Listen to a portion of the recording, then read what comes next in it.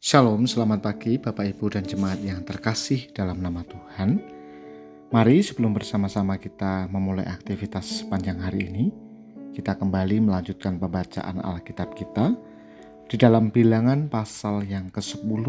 Demikian firman Tuhan. Tuhan berfirman kepada Musa, "Buatlah 2 nafiri dari perak. Dari perak tempaan harus kau buat itu, supaya kau pergunakan untuk memanggil umat Israel dan menyuruh tentaranya berangkat. Ketika kedua nafiri itu ditiup, segenap umat itu harus berkumpul kepadamu di hadapanmu di depan pintu kemah pertemuan. Jika satu saja yang ditiup, para pemimpin, para kepala pasukan Israel harus berkumpul di hadapanmu. Ketika kamu meniup bunyi peringatan, tentara yang berkemah di sebelah timur harus berangkat. Ketika kamu meniup bunyi peringatan kedua kalinya, tentara yang berkemah di sebelah selatan harus berangkat. Jadi bunyi peringatan harus ditiup untuk menyuruh mereka berangkat. Tetapi untuk menyuruh jemaah berkumpul, kamu harus meniup saja tanpa memberi bunyi peringatan. Nafiri-nafiri itu harus ditiup oleh anak-anak Harun, para imam. Itulah yang harus menjadi ketetapan untuk selama-lamanya bagimu turun-temurun.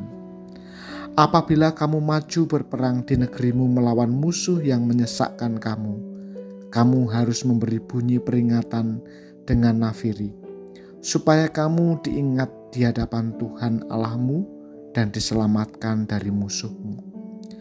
Juga pada hari-hari kamu bersukaria, pada perayaan-perayaan dan pada bulan-bulan barumu, haruslah kamu meniup nafiri itu pada waktu mempersembahkan kurban-kurban bakaranmu dan kurban-kurban keselamatanmu. Maksudnya supaya kamu diingat di hadapan Allahmu. Akulah Tuhan Allahmu. Pada tahun kedua, bulan kedua, tanggal 20 bulan itu, awan itu naik ke atas kemah suci, tempat hukum Allah. Orang Israel pun berangkat dari padang gurun Sinai menurut urutan keberangkatan mereka, sampai awan itu diam di padang gurun Paran. Itulah pertama kali mereka berangkat menurut titah Tuhan dengan perantaraan Musa. Yang terdahulu berangkat ialah tentara yang di bawah panji kesatuan Bani Yehuda menurut pasukan mereka. Yang mengepalai pasukan itu ialah Nahason bin Aminadab. Yang mengepalai pasukan suku Bani Isakar ialah Natanael bin Zuar. Yang mengepalai pasukan suku Bani Zebulon ialah Eliab bin Helon. Sesudah itu kemah suci dibongkar dan berangkatlah Bani Gerson dan Bani Merari yang mengangkat kemah suci itu.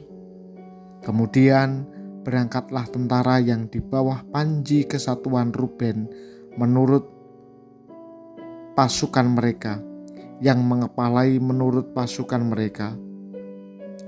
Yang mengepalai pasukan itu ialah Elisur bin Sedeur. Yang mengepalai pasukan suku Bani Simeon ialah Selumiel bin Serusyadai. Yang mengepalai pasukan suku Bani Gad ialah Eliasaf bin Rehuel. Sesudah itu berangkatlah orang Kehat yang mengangkat barang-barang tempat kudus. Kemah suci sudah dipasang sebelum mereka datang. Kemudian berangkatlah tentara yang di bawah panji kesatuan Bani Efraim menurut pasukan mereka. Yang mengepalai pasukan itu ialah Elisama bin Amidhud. Yang mengepalai pasukan suku Bani Manase ialah Gamaliel bin Pedasur. Yang mengepalai pasukan suku Bani Benyamin ialah Abidan bin Gideoni. Sebagai barisan penutup semua tentara itu, berangkatlah tentara yang di bawah panji kesatuan Bani dan menurut pasukan mereka.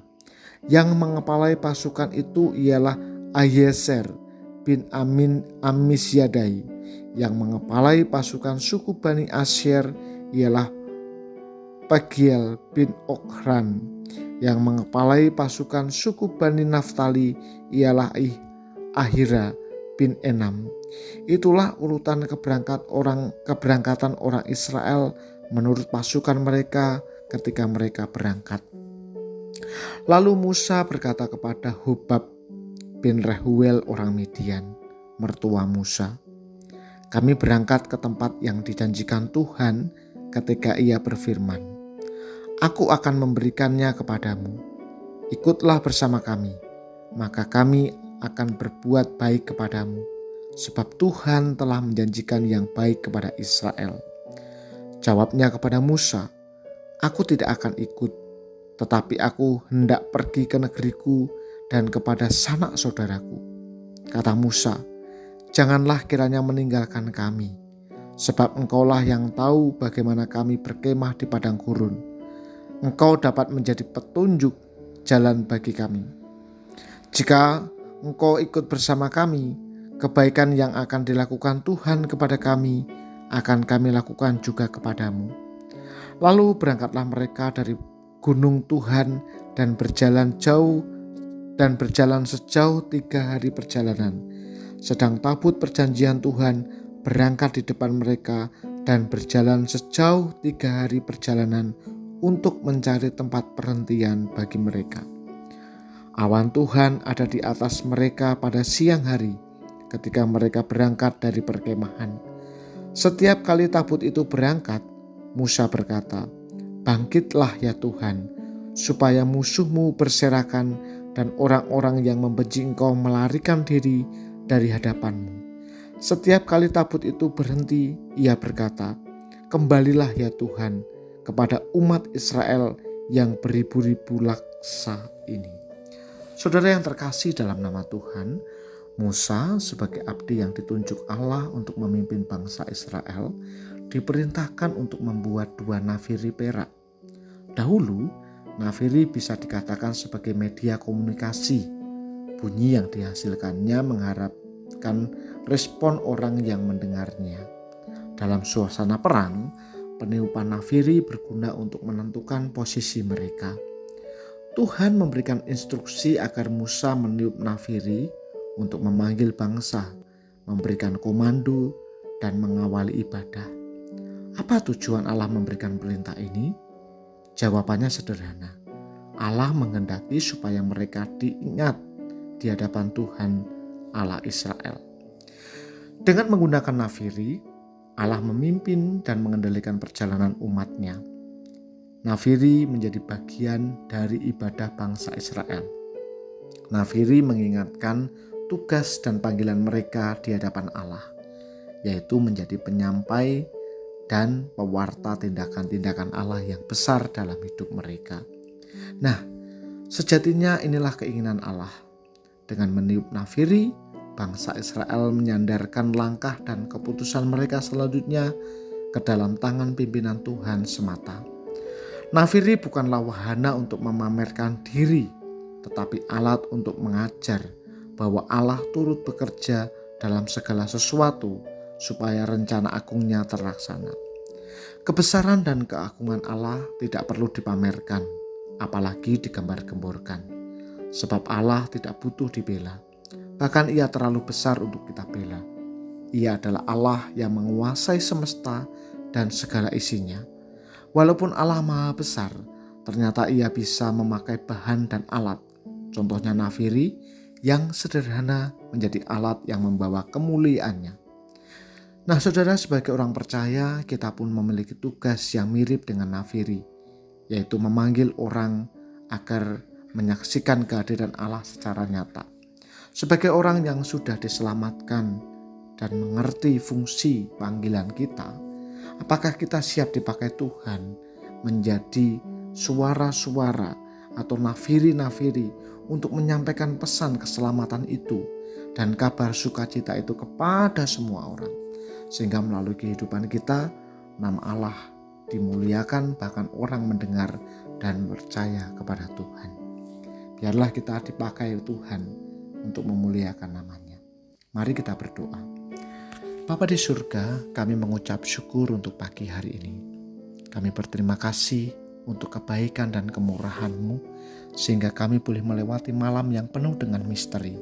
Dan pagi ini, kami bangun dalam keadaan yang sehat. Kami bersyukur untuk kemurahan-Mu. Bapa di surga, pagi ini, sebelum kami memulai aktivitas kami mau menyerahkan kehidupan kami ke dalam tangan anugerah-Mu. Berkati kami, biarlah sepanjang hari ini kami menjadi saksi-Mu, bahkan kami memuliakan nama-Mu. Kami pun berdoa untuk umat-Mu yang saat ini sedang sakit, baik di GKMI Salatiga maupun di GKMI Salatiga cabang Sumberjo, Cukilan, dan Janglengan. Tuhan, mari lawat mereka, jamah, pulihkan dan sembuhkan mereka, sehingga mereka dapat kembali beraktivitas. Untuk jemaat yang sudah lanjut usia ataupun sudah sakit cukup lama, Tuhan kiranya memberikan kekuatan, pengharapan kepada mereka, agar terus beriman kepada Tuhan di tengah segala kemustahilan yang mereka alami. Bapa, kami berdoa, menyerahkan untuk anak-anak Tuhan yang masih studi, berikan semangat kepada mereka untuk belajar, untuk mereka giat melakukan bagian mereka sebagai seorang pelajar. Terima kasih Bapa di surga. Kami sambut hari ini dengan penuh ucapan syukur, dan biarlah hidup kami memancarkan terang kasih-Mu. Di dalam nama Tuhan Yesus kami berdoa dan mengucap syukur. Amin. Selamat beraktivitas Bapak Ibu. Tuhan memberkati.